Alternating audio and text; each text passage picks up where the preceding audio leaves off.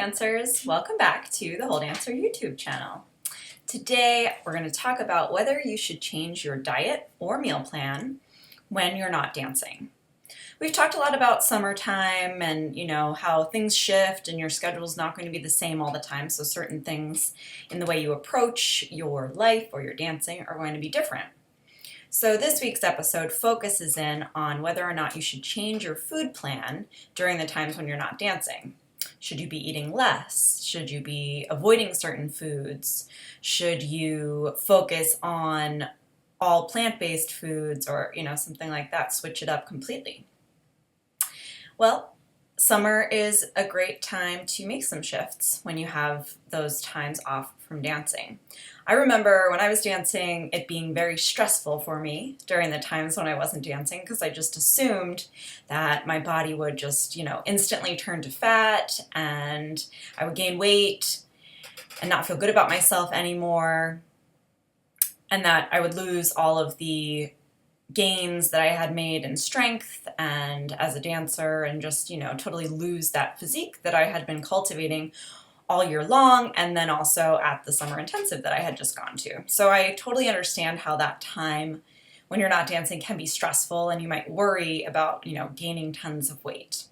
Well, first try to relax about it, because being stressed out doesn't help with, maintaining your body or keeping your hormone levels balanced, which are essential to maintaining a healthy metabolism and digestion and all of that. So try not to stress about it. Your body will not instantly turn to fat. In fact, studies have shown that muscle and strength loss doesn't happen typically for 3 to 4 weeks after you might stop dancing. And this is mostly because you've trained your body at such a high level and you've attained such a high level of strength and muscle tone and all of that. Your body holds on to it.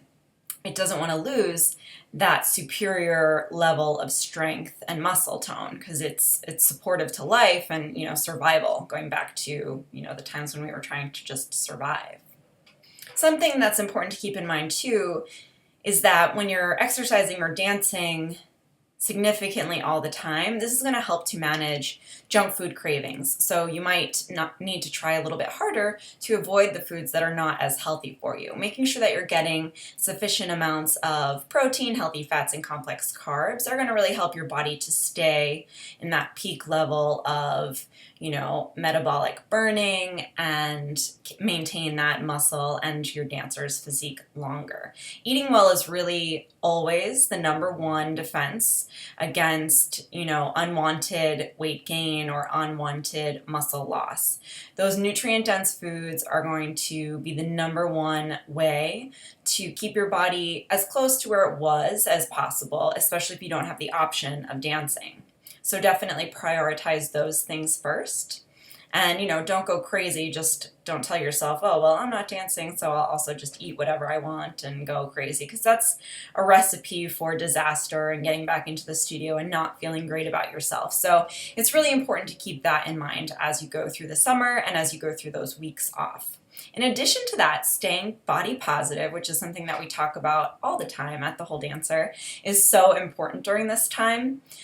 Remember, you're using your body for different things now, and maybe you're just enjoying life and going out and spending time with family or friends who you don't always get to see when you're dancing so much. So take that in, enjoy those moments, and also just remember that your body is still serving you and it's still serving what you're hoping to achieve in life. So stay as body positive as possible. Be grateful for all that you're able to do, whether that's sightseeing or going for hikes or just, spending time outdoors and swimming, things like that. Always find the ways to stay as body positive as possible. During this time, should you change what you eat? Maybe slightly. Pay extra close attention to added sugars, even those that are coming from sources like processed carbs, dried fruit, or even fresh fruit. If you're not using the sugar for energy, it may be stored as fat. So you might cut back on some of those things as you're not being as active as normal. But don't cut back drastically on any food or food group. This is the sort of thing that we might look at and say, oh, I am not dancing, so I should restrict my food significantly, or, only eat X amount of calories, choosing some low number and thinking that that's going to be the best way to go. But in reality, it's that sort of restriction mentality that often leads to overeating and binging. So we want to really stay away from that and stick to keeping the healthiest foods at the forefront and just maybe cutting back on some of the sugars. Definitely load up on cooked and raw greens. I know that dancers sometimes can struggle with getting a lot of those foods in when they're dancing because you don't want to have a large volume of food in your stomach before you go back into rehearsal or go to studio and first thing in the morning.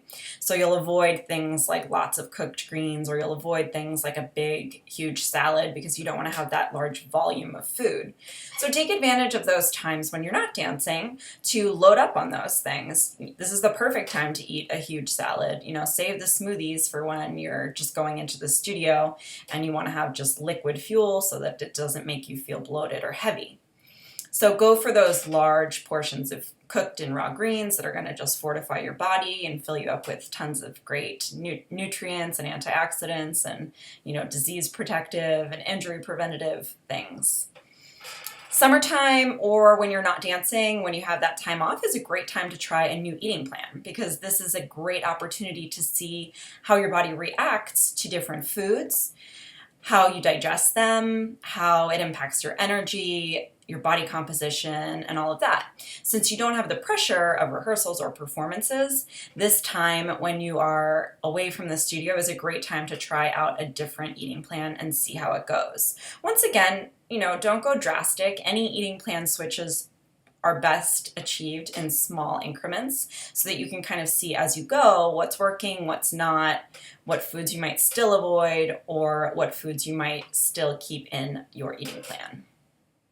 Especially if you're in a warmer climate, summertime, time away from the studio, still drink tons of water every day. It's one of the keys to feeling, flat-bellied and decreasing bloat. It feels the opposite. Sometimes I think dancers think it's the opposite, or people think it's the opposite, but water is going to flush out your system, make you feel lighter, make you feel leaner, and all of that good stuff. You may notice that when you're not dancing, you're craving additional junk foods or just prone to eat more in general.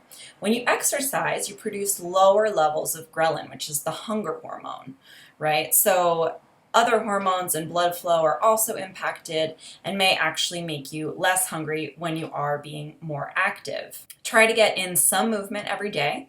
Whether you're trying out some new cross training, visiting a new gym or trainer, or testing out a new yoga, bar, or Pilates studio or class, swimming or hiking or doing some of those outdoor activities, outdoor walks are a great way to mix up your whole life perspective during the summer when you're away from the studio. Remember too, the biggest thing with food and the biggest thing with eating when you're dancing a ton or eating when you're hardly dancing at all is to listen to your body. Our bodies are so smart, and they really do give us lots of messages throughout the day. We just have to become experts at listening to our own personal body's messages. Not taking, the meal plan of any other dancer and trying to put it on ourselves, but rather listening to our body and making the choices that are going to be best for us. So as you go through your day, make sure that you're not falling into tons of boredom, because sometimes we eat when we're bored. Make sure that you're staying busy and staying inspired, trying out new things so that it's not all about food in your head and you're able to let that go and just eat when you're hungry and stop when you're full. Those are the biggest things to your eating plan adjustments at any time. Thank you so much for tuning in. I'd love to know how you personally adjust your food when you're not dancing. Do you make any adjustments? Do you stick to the same food plan, or do you make drastic changes? I'd love to hear, so leave us a comment below and we'll respond to all the comments. Thank you so much for watching and tuning in again, and I'll chat with you all soon.